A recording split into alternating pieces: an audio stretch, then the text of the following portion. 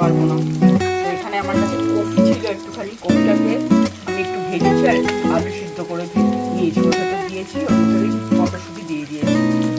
এই যে নুডলসটাকে আমি সিদ্ধ করিনি, শুধু জল দিয়ে ধুয়ে রেখে দিয়েছি। এটা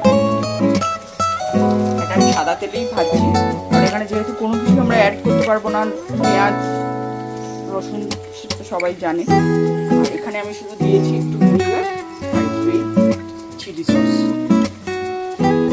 এটা দিয়েই আমি আজকে তৈরি করবো, দেখি একদম পিওর ভেজ চাউমিন। দেখা যাক